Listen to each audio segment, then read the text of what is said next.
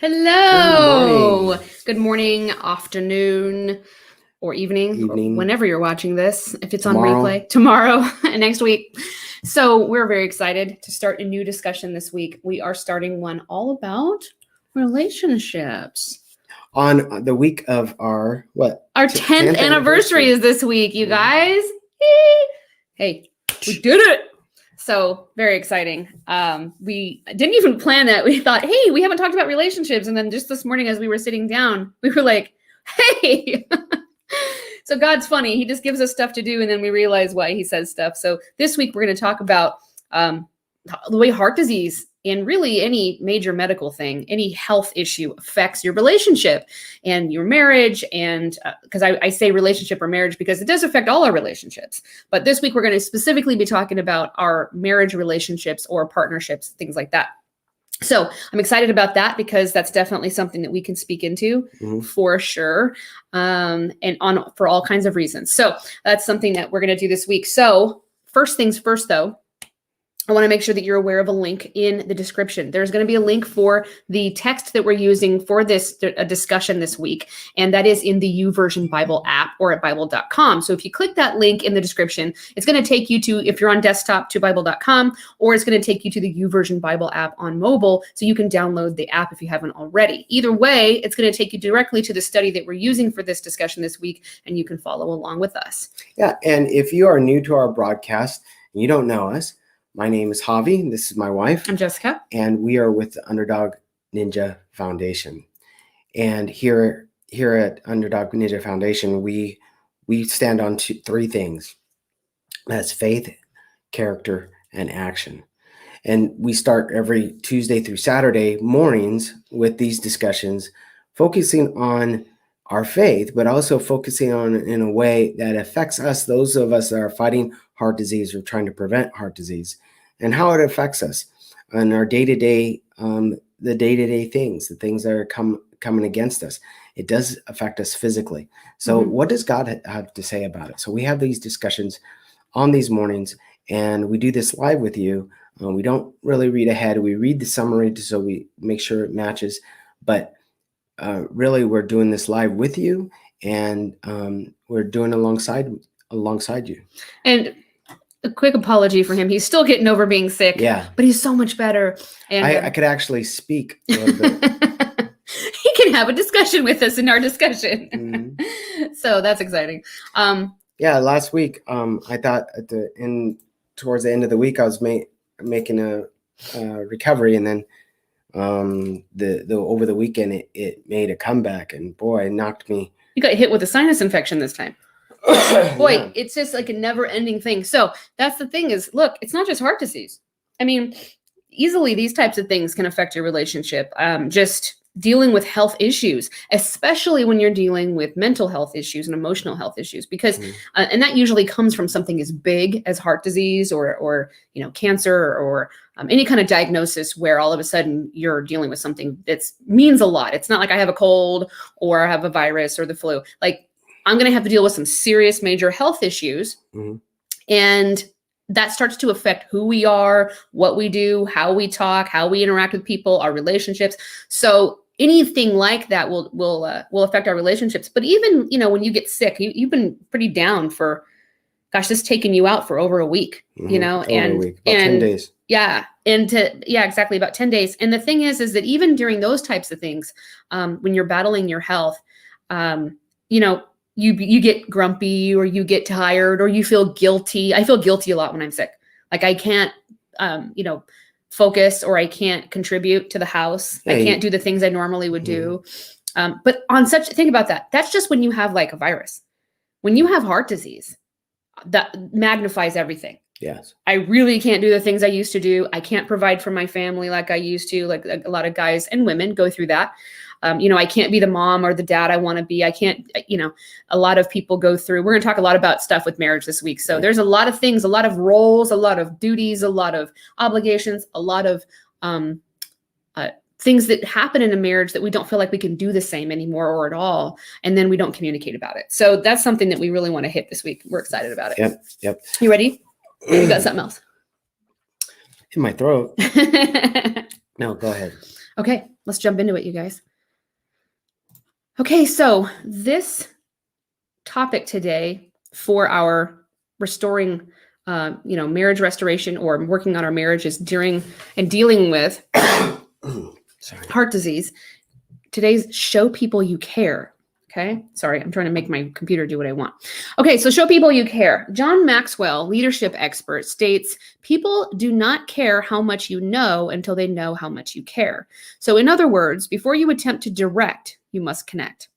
One day, my younger brother and I had a heated disagreement over the phone. After I got off the phone, my conscience was bothering me and I defended myself, thinking, I know I was right. Instantly, the Holy Spirit spoke to me. You were right, but were you kind? Often, it's the way in which we present our side of the argument that makes the difference between our audience truly hearing us or not. We may be saying all the right things, but presenting them in an unloving, harsh, and bitter way, or presenting them that way, in an unloving, harsh, and bitter way. We may be right, but we're presenting them that way. We must be sure to examine our motives in advising others. Are we trying to control them or best them in some way? Or rather, as Christ does, are we trying to persuade them in love to make the best choice for everyone involved? Sometimes winning the argument is not as important as maintaining a relationship. Think before you speak. Think today about whether or not there are relationships in your life that have been damaged by your impulsive speech. What will it take to restore them? At the end of the day, you can never be responsible for what another person says or does. What you're accountable for to God, though, is your thoughts, words, actions, and motives. Ask God to examine your heart today and bring anything to your attention that doesn't line up with Him. We're going to jump into our verses. Proverbs 15:28 says, the heart of the godly thinks carefully before speaking. The mouth of the wicked overflows with evil words. Proverbs 15:1 says, a gentle answer deflects anger, but harsh words make tempers flare. And Proverbs 16:24 says, kind words are like honey, sweet to the soul and healthy for the body.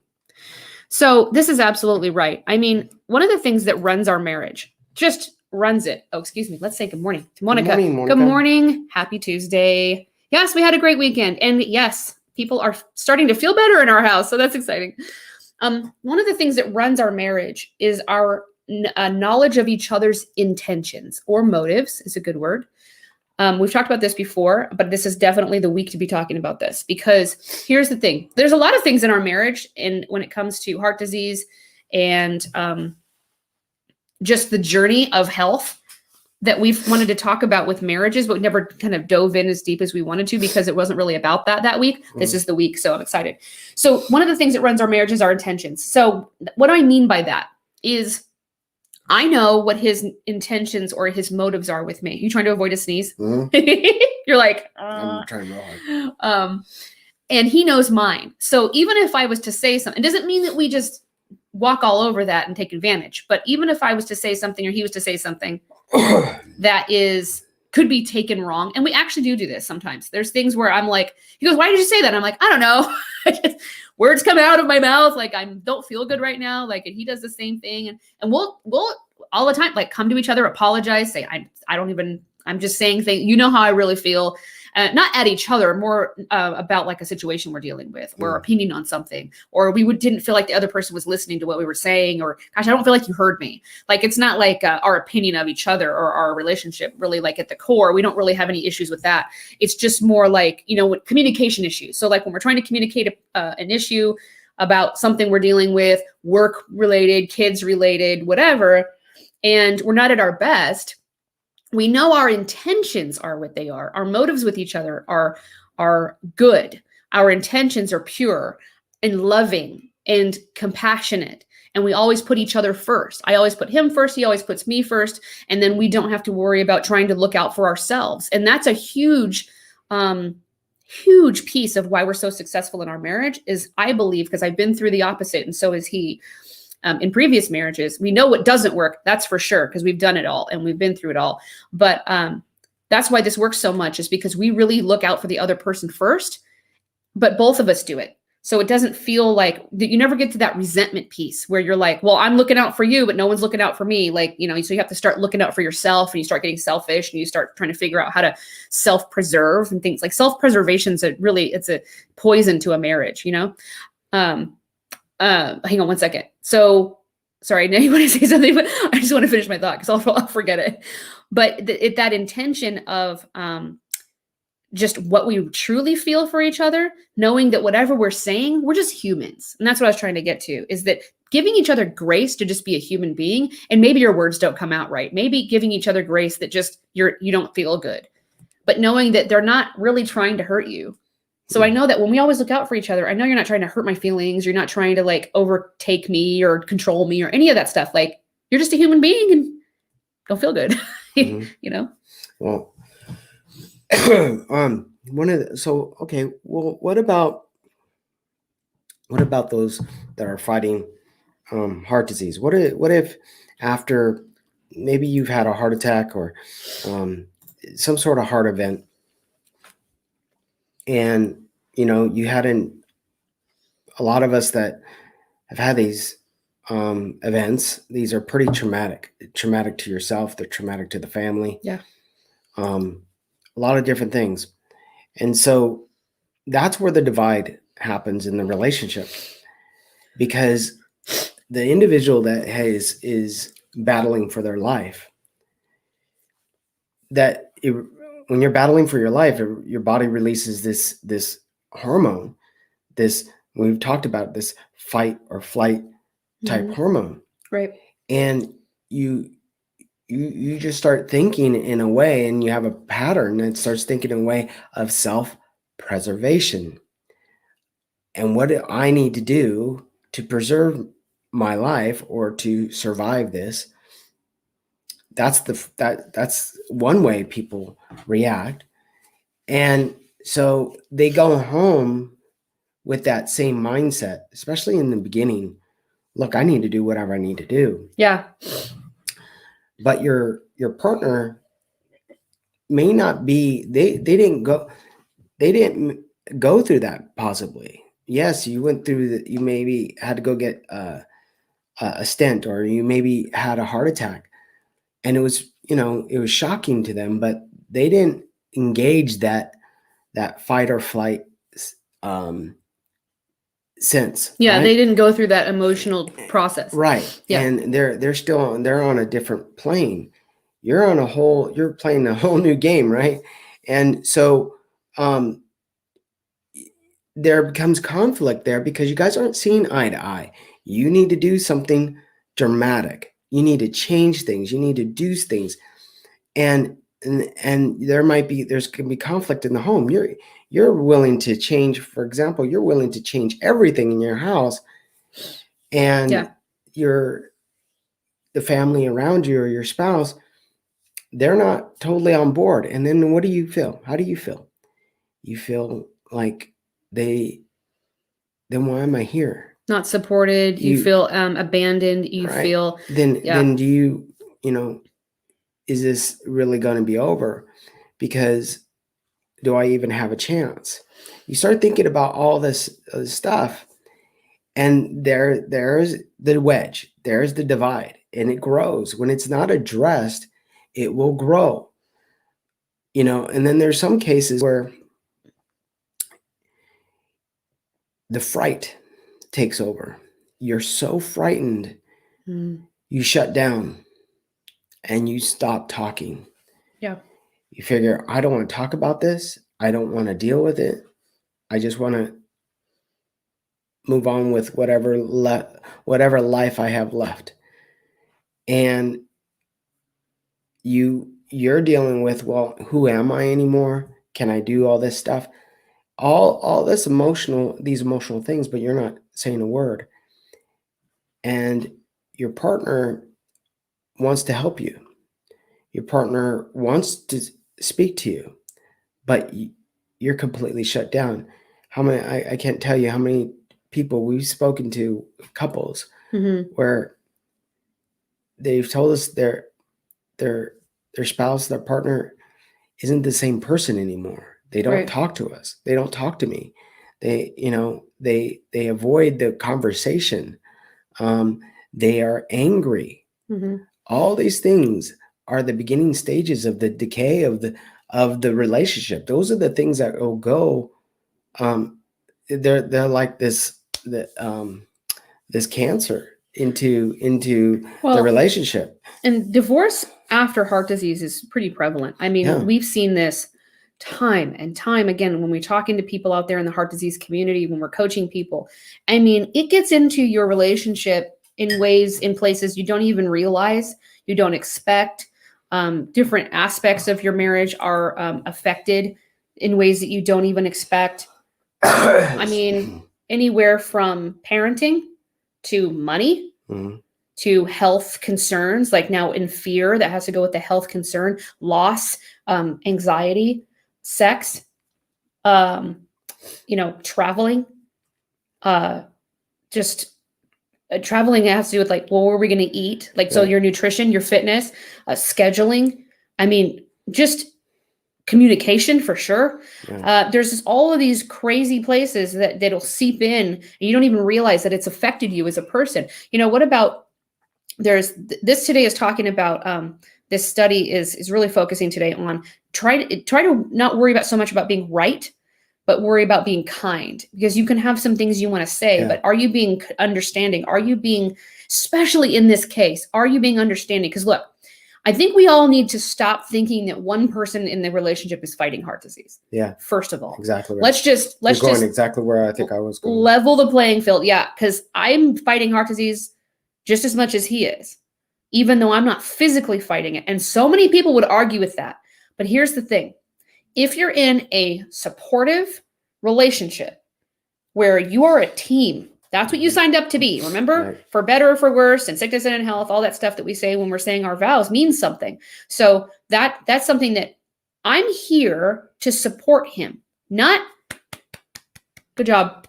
Yeah. I love you. And I'm going to give you a round of applause for fighting heart disease and doing great. I'm not going to do anything with you or for you. I'm not going to make any changes. I'm not going to actually live with you alongside you while you fight heart disease like I'm fighting it. But I'm going to give you a round of applause because I support you. Nope. That's not how it works, people. It's not how it works when we're supporting our kids through something. It's not how it works when we're supporting our spouse through something. I understand it's not the same conversation as if you were supporting like a friend. You don't live with your friend.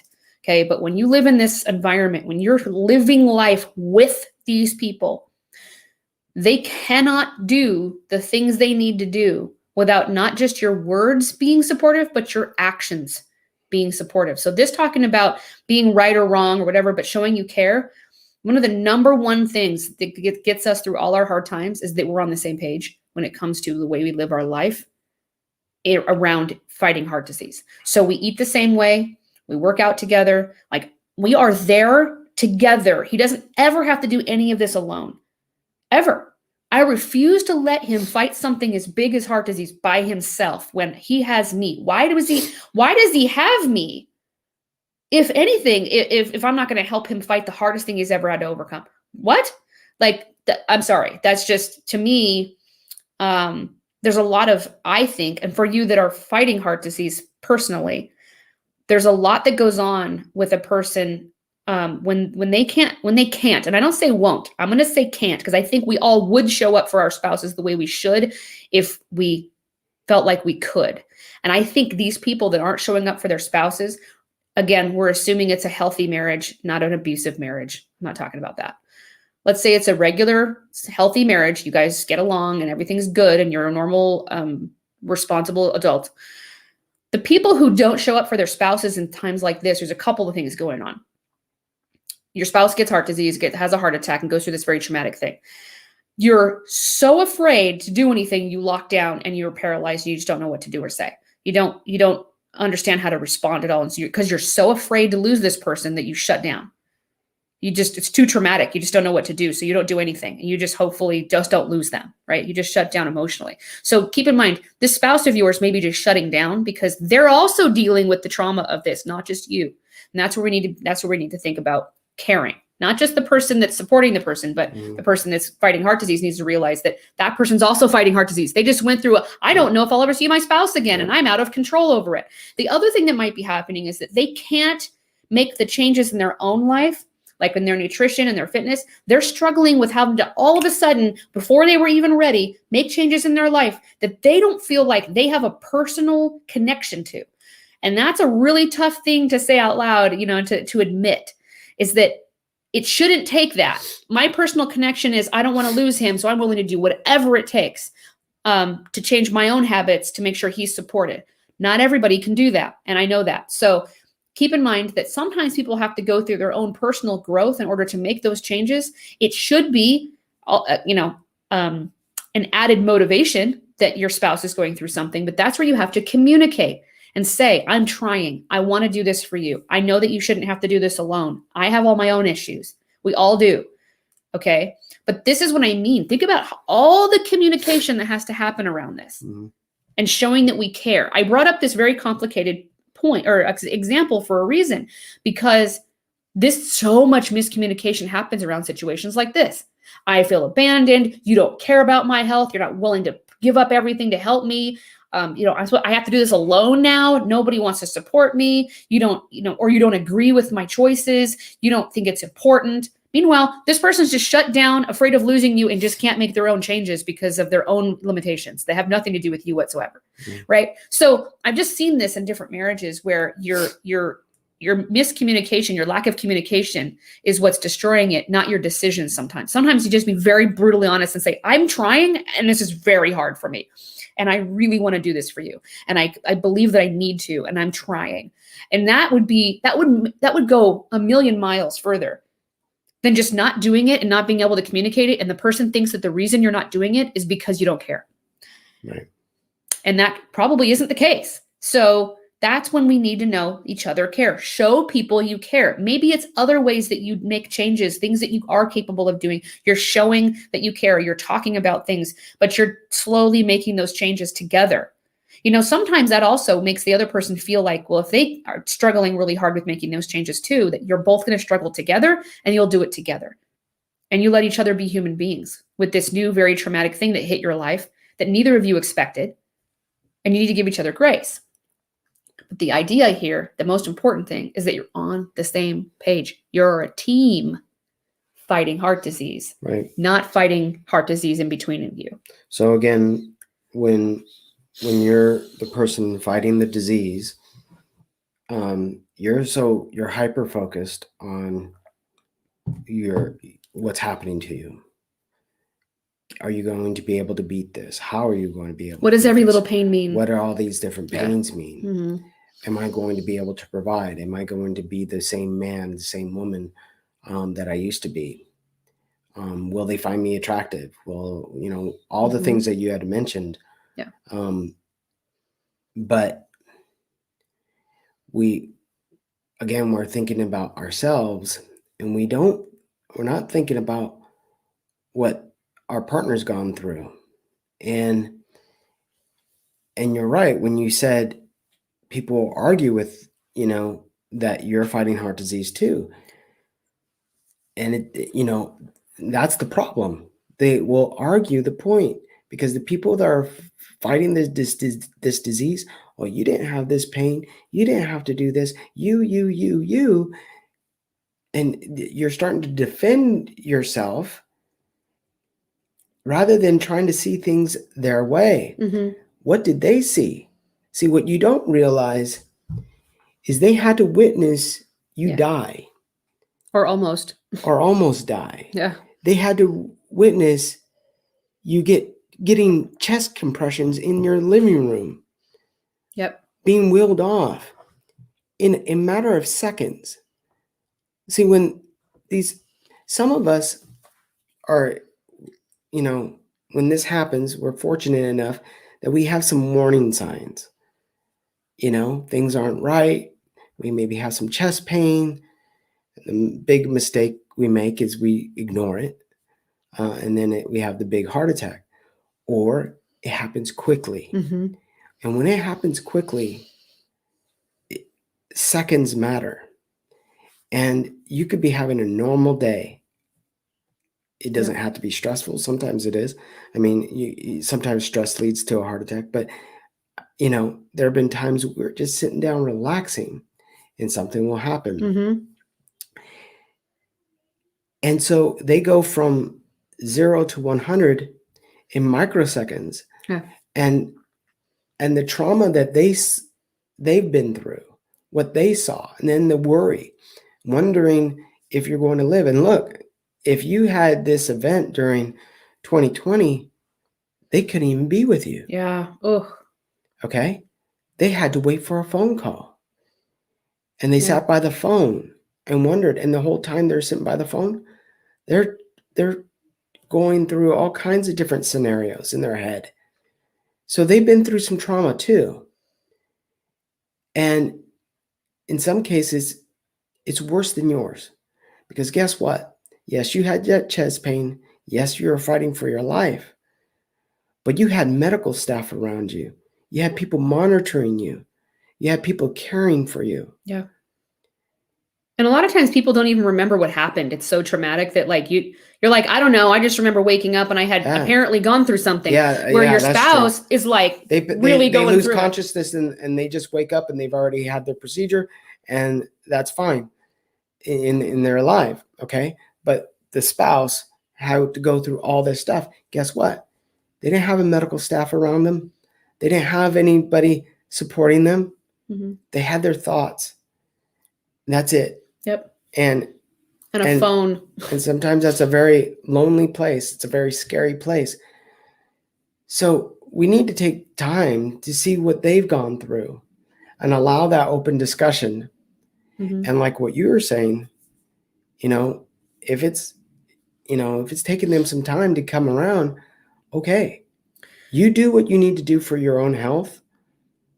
But giving them the grace, open door that you still love them and you understand that it's going to take some time, but you have to also come to an agreement that, hey, both of our lives are going to change, because this is what I told you, is that we're going to change. We're going to tweak this. We're going to do this. We're going to do that. Not for me, but for us, because I don't want to see that look on your face again. Mm-hmm. I don't want to put her through this. I don't want to put my kids through it. I don't want to see her go through this. I don't want her to have to go through that trauma again. But you're thinking the same for me. Right. Well, and I was going to say too, so on the other hand, when we're talking about, this miscommunication of you said you come home when you're the one fighting heart disease, physically speaking, and you are like, oh, I just went through this experience and I'm on board with whatever I need to do. And I need to make some changes. And I had this fight or flight response. So I'm like ready to go. And, you're like gung ho, you're on board, and you had your doctors telling you stuff, and maybe your spouse was there or not there during 2020. Again, probably not, which is so hard. But you're like ready to go and you're ready to make these changes, or you're lost in what changes to make. Whatever it is, something has to happen. It's like if you went to a movie without your spouse. You watch the movie, and then you're expecting them to have a conversation with you about the movie, but they haven't seen the movie. So you're like, yeah, but this is really important. And they're like, I haven't seen the movie. That's what it's like when you've gone through, something as traumatic as heart disease or a heart attack. It's like you have an entire experience that they just don't understand. They don't know anything about it. They don't know what happened. They don't know the details. In most cases, yeah. Yeah.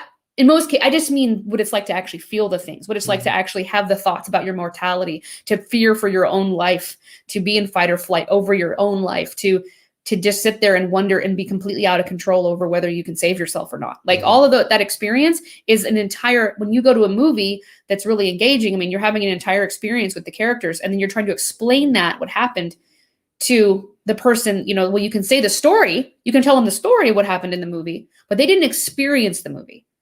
So their emotional connection to the experience doesn't exist. They have their own movie that they watched that you don't understand. which is I sat in a room by myself or with my kids or with my family with a phone, no connection to what's happening, totally all over the place in chaos about my emotions, wondering the absolute worst. It takes those nights or those days or those moments where you're wondering if your spouse isn't answering the phone and if they're like in a ditch somewhere, or when your kids don't answer their phone, or you're like, oh, I wonder what's going on. Maybe they're in a ditch somewhere. It takes that to like a rocket fuel level. Like you're like, I have every reason to believe something tragic that would change our lives forever could happen right now. Is this it? I mean, we've reached a point with your heart attack where I'll never forget this moment when he's being wheeled off to his second heart attack in 24 hours. She had 3. He's being wheeled off to the cath lab again. And I've never seen this man look at me this way in my whole life. And I've known him a long time. And he looked at me, and look in his eyes, like he genuinely didn't know if he was coming back because he hadn't had this experience before. He had all kinds of other heart disease experiences that were pretty traumatic, but never an actual heart attack, and never 3, obviously, in such a short period of time. So having it just kind of keep playing. He said, tell my kids I love them and all this. He started saying the like last words to me. And I looked at him and I said, we're not having that conversation right now. That's not what we're doing, because that's not what's happening. And so I was trying to calm him down. But it's like, this is something that you don't just go through that and come back from that the same. And that's what I was going to say. If you've been fighting this disease for a while now, like me, and you've had multiple events, it wears you down, but it seems like each experience brings different things. But most of my journey, I hadn't had a heart attack. I was able to catch, because of the warning signs, I was able to catch these things before an actual heart attack. I just had chest pain and angina and all kinds of different things, but never that. And when this happened, it came quick, came suddenly, and it was massive. So I remember coming home, and I told her I'm different. And she goes, well, how? I go, I don't know, but I know I'm different. Something changed. And the only other time I had felt like this is after my bypass surgery. I was different. There were different hormones and chemicals that were released in me that affected me in a different way, my thought pattern. But because of that experience, I knew what happened there. I kind of knew what was happening. Right. And so I tried to manage it. I fell into that space where I was trying to deal with it. And so for the first couple of days of being home, she allowed me that space. I'm the type of person that has to think about things. And so she allowed me that space, but after a few days, she's like, okay, fine. We got to talk about this. And and it wasn't that black and white. No. It wasn't like you just went in your room for 3 days. I was like, anybody home? But you just kind of gave, we didn't discuss it, Yeah, no, we just let it be what it was. But we didn't ignore it either. You didn't let me just wander off. But I also didn't nag you from minute 1 and say, you need to discuss this. No, I don't even think it's so grace goes both ways. Yeah, it goes both ways. I don't think it was much as the trauma. How do I put this? I know things have to ruminate. They have to process. I didn't think you'd really even know what to tell me until you had a few days to think about because I did ask, you said I'm different. And immediately I was like, well, what do you mean? Different how? And as soon as you said, I don't know, I was like, okay, so you need to go through some time to figure out what that even means. And I usually will wait for you to come to me because I know you will.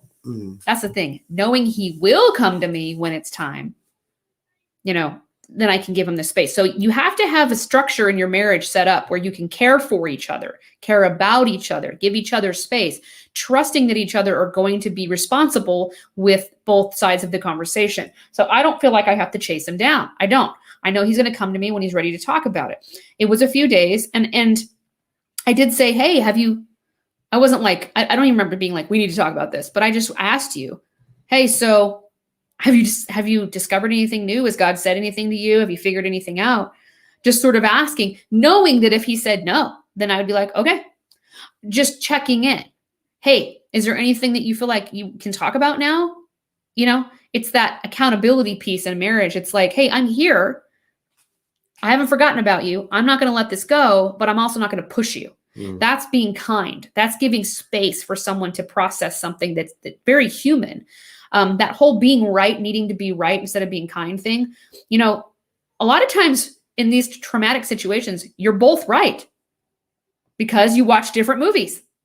Yeah. You're both right about what you saw and experienced. Yeah. The other person isn't wrong. They just had a different experience than you. And they don't know both of you usually don't know what to do with it. Right. You're like, I don't know what to do with this information. And your partner, who normally goes through things with you, where you get together and you're like, okay, what do we do about this? And then you both have all the information. Now you're dealing with one person having one set of information, the other person having completely different set of information or experience, right? Two different experiences, two sides of the same coin, two sides of the same experience. The idea here is that you're both right, and you need to listen to each other, and you need to give each other space to have the experience you had. It doesn't mean that you don't support each other. It actually means that you can understand each other better if you do it right.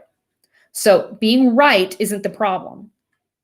It's being kind and being graceful and being understanding and being supportive. Also being flexible, being willing to make the changes you need to make. Maybe it's not all at the same speed. Maybe you got to give each other space to make those changes. Whatever. But not thinking that it's because someone's selfish. It's because you're not supportive of me. It's because you don't care. It's because, you want to force me into something, or right? Or you're over or underreacting. There is no such thing as over or underreacting to a heart attack. Everyone's different and everybody responds differently. Now, months later, years later, there could be an over or underreaction depending on what decisions you make. People have overreacted to things, not meaning you're overreacting like you're overreacting. I don't mean like it's no big deal. I mean overreacting in a way where you get stuck and you're in depression and you've you okay? Mm-hmm.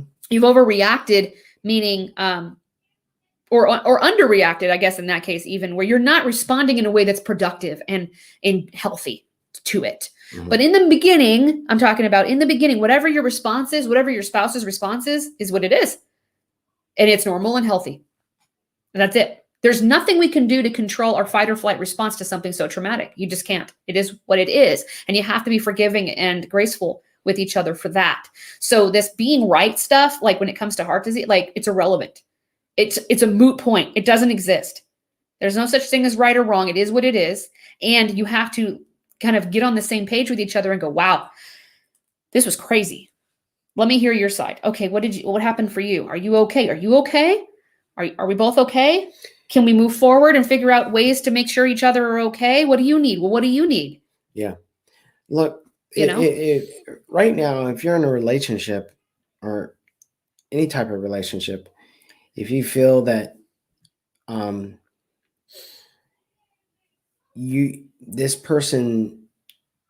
this other person in the relationship isn't seeing things you're in your way, or you feel I'm trying to come up with a word, seeing things your way. But then you need to ask yourself, are you doing the same? Are you showing that same example? Okay. Because if a lot of times we get so hyper focused on, well, they don't see things my way. They don't see things my way. So we then become, we get in a defensive mode, and then what do? We start to try to prove ourselves right. Mm-hmm. And then we stop thinking about, well, how is it that they're seeing this way? What is it that they need? And then then that grows where it starts to become unsafe. How? Not unsafe physically, unsafe in the relationship. Unstable. Yeah. Because you start thinking, wait a second. When you let it be unresolved, you start thinking, wait, are they really looking out for me? Are they really saying this in my best interest? Then things get heated and some things get out of control, and we've all had that happen where you get in a heated conversation and you say things that you don't mean. Mm-hmm. You say something, you're trying to communicate, you're trying to defend yourself or explain your situation, your point of view, and because of the heated discussion, Mm-hmm. you say it in a different way or in a tone that is very offensive, and then it just cascades from there. Right. Thing is that we've always built our relationship, and I think because our relationship was built out of friendship in the beginning, we've always looked out for one another in friendship, and we brought that into our marriage. Yeah. So we've always known that you never want to hurt me, and I never want to hurt you. Yeah, and we never have. And I don't want to talk down to you. You don't want to talk down to me. Right. But there's been times that we've had discussions where we fall into that too, where we're trying to get our point across and we don't feel heard. So the thing is when you start getting down to that, you need to kind of step back and say, okay, what's the core issue here? Okay. And sometimes you just need a cool down period. Because sometimes things are just too big to discuss. There's too many emotions. There's too much lack of clarity because of the emotion of the trauma. And you need to step back and just say, you know what? We both are not able to have this conversation right now. And that's okay. It doesn't mean we don't care. We just know ourselves. And we just know that if we don't step back, we're just going to start pushing issues that it just makes it worse. But if we hadn't had that history of building that, okay, right, then we wouldn't have that to fall back on when the chips are really down. Yeah. You know what I mean? Well, and I love what this says about what you're accountable for. At the end of the day, you can never be responsible for what another person says or does. So, and because what you're accountable for is you. So I was going to say this too. One of the things that I've seen happen is that people over respond instead of listening. Oh yeah. They're like so afraid of losing their spouse after something as traumatic is now all of a sudden this person that had a heart attack is like trying to just function. They're trying to deal with all of their mental and emotional like chaos now. They don't know how to respond. They don't know what they're going to do. They don't know how to communicate what happened to them to their spouse. And they're like, meanwhile, their spouse is like, okay, you need to eat this. You need to eat this. You need to make sure you do that. All of a sudden, they're in like fight or flight response over this person, helicoptering them and throwing like arrows and bombs at them of like all the things they need to do and what they need to say and what they need to think. And don't stress. You don't want to stress. And like it's a fight or flight protection mode, right? It's all of a sudden you need to control the situation because you're too afraid of losing the person. Yeah. And the person is like, if you don't stop bugging me, I'm going to leave. and they're like any little ache or pain, when you're recovering, the other person freaks out and you're like, dude, I just had a muscle cramp or something like that, Yeah. Or, I'm just, I have gas. It's okay. Gas, It's true though. And so we all have, but that's the kind of stuff we need to have room for and be like, hey, we need to be able to say, instead of freaking leave me alone, I don't know how to deal with this. Or just not even saying that, just yelling at the person. Then they think they're different and they don't love me anymore because they had a heart attack. I've heard it 1,000 times. They're different. They don't respond to me the same way. What you don't realize is you're not responding to them the same way. You're being a crazy lunatic all over them, and they don't know why, and they don't understand how this person that they were married to possibly turned into you, and it's all because of fear. We're so afraid of losing the person that we turn into a whole other person, and then they change too because they don't know how to respond to that. They're like, I'm trying to dodge arrows. I don't know what you're throwing at me. Yeah. Why? And instead of saying, look, I know you went through something horrible too. I know that. I know that you're dealing with a lot of emotions. So am I. And I don't know how to deal with any of this either. And you throwing all of these like jobs on me and all these things I need to change instead of working with me to change them isn't helping. See, this communication is everything. Understanding each other, understanding that we do care, understanding that we do understand each other, or maybe that we just want to understand each other is vital. If we don't talk about these things, that's when all the problems happen. I know that there's so many ways that there can be problems in a marriage with or without heart disease, but communication is the number one. Because, have you ever watched a movie we watched the show the other day where they were profiling like rom-coms. They were talking about like romantic comedies or any movie where you're watching and the whole time you're like, this whole movie is based around one sentence that somebody could have said to somebody else. They just don't have the information. So the entire movie, you're so frustrated because you're like, you guys are idiots. In real life, somebody could have just said I've said this so many times. I'm like, if somebody would just say one sentence to somebody, if they just knew this information, but the whole movie is completely built. The whole conflict, the whole scenario of ridiculousness in this movie that you're watching is all built around one thing someone didn't say to someone. But we laugh and go, in real life, no, in real life, that happens all the time. That's because it's real life. That's because people are crazy. They don't say the things they need to say, and they don't communicate. And that's why we get so frustrated watching the movies. That's why it's called a romantic comedy. Yeah. Because it's comical. Because it's ridiculous. Because it's ridiculous. And the reason we get so frustrated is because it is real, not because it isn't real. I think we say, well, in real life, that wouldn't happen. No, we're so frustrated because we've watched it happen in real life. And we're like, oh my gosh, if people would just talk to each other, there would be so many problems we wouldn't have. Because it's not about the faults of the person. It's not about the shortcomings that we have. It's not about the fact that we can't show up when we want to or that we can't make the changes. It's so many times it's because we don't communicate. Right. It's because we don't know how the person really feels, or we don't tell the people how we really want things, or how we're really, going through something, what we're really capable of, what we really want from them, and what we really want to give them, and all these things, and what really happened with our actual, emotions. There's so many things that happen to people that have everything to do with just themselves, and we think it has to do with us. Are you talking about me? No, I was talking about toast, but okay, it wasn't about you. Like everything's. Because they're so focused on, what they think is happening because they don't have the information. There's no communication. Communication breakdown is everything when it comes to problems in a marriage. Yeah. Well, this is the thing. Even because a lot of our audience, there are some that aren't married and things like that. But what we're talking about this week is focused on marriage. But there are things that we're going to be discussing this week and today that you can take into regular relationships. Heck, the relationships with your kids. Yeah, this is relevant, really. I mean, other than some of the like really just marriage-based things, like intimacy, obviously. But everything else when it comes to communication, all of that, like trauma, that's just every relationship. This is stuff that is prevalent in relationships with parents, siblings, co-workers, kids, best friends. So as we move through this series this week, we're going to be talking about marriage.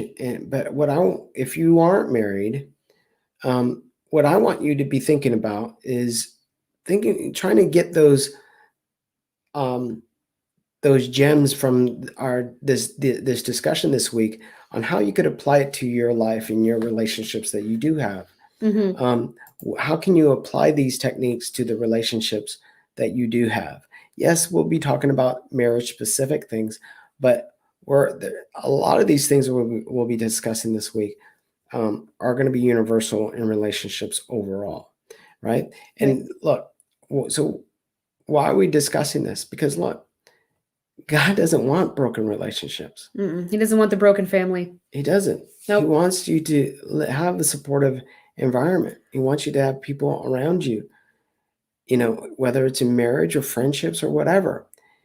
And look, in the beginning of my disease, I had a lot of friends that disappeared and went away. Some were in some cases that was a good thing, Mhm. but some I mean, to this day, it breaks my heart that I don't have those relationships anymore. But the thing is, it doesn't have to be that way. It doesn't have to be that way in most cases. Mhm. So anyway, no, I think this is going to be good this week. And I think we probably need to make sure that we're reiterating that this is universal. There's a lot of this that's universal because, a lot of people maybe you don't have issues in your marriage over heart disease, but all of a sudden you guys lost all your friends, or people around you don't understand what you're dealing with. They don't understand, decisions that you make in your family. Look, you're right. God doesn't want us to have heart disease be the reason for divide and destruction, and disconnect. He wants heart disease to be the reason why we grow and we bond together and we strengthen our relationships. That should be the reason we strengthen our relationship, not the reason that there's divide and disconnect. So I think that this is something that's really important. It's an attack on the family. Sometimes it's an attack on the power that God can wield in a relationship. Sometimes that there's absolute power. Well, most times in a solid relationship based on love and compassion and trust, and something traumatic comes in and starts to divide. There's such a huge problem these days with marriages and people fighting heart disease. There's a lot of, marriages dissolving. Yeah. And it's a real problem. And I just really wanted to address this week because it doesn't need to be that way. And God is there for you. That's the thing. I know that we were talking about all kinds of like actual practical tips and stuff today, but that's the thing is for us, I mean, the number one reason I say there's a lot of really like high on the list reasons why we work well, but the number one reason is God. The number one reason why we have such a successful marriage and why we ended up together in the first place is God. God is the one that's anointed and orchestrated our relationship. And he's the one that runs it. And he's the one that strengthens it. And he's the one that grows it. And he's the one that fortifies it. Right? And guides it. Right? And so our communication needs to be based on that too. So we have a lot of practical things that we, of course, implement. But praying together over what's happened is one of the number one things that we do. So, and that right there puts you on the same ground because you're on the battlefield together now in front of this issue and not between you. So praying together is one of the most important things you could be doing when it comes to battling heart disease for sure. Absolutely. So, but look, I hope you guys got something out of today. If you did, please hit like and share this with the people around you. If you know someone that's fighting heart disease and that are in a relationship, please share this week's series with them. And absolutely. We just appreciate you guys tuning in and you guys taking the time, even on replay, to take your time out of the day to watch. We always appreciate it. And if you're watching this on our YouTube channel, make sure you hit that subscribe button if you haven't already. We really appreciate your support there. Like and comment. We want to engage with you in the comments there. And if you want to be notified in the future of any live broadcasts or content that we do post on our nonprofits YouTube channel, make sure that you hit that bell icon so that you can get notified when we go live. All right, guys. Have a good day. We'll talk to you soon. Bye-bye. Bye.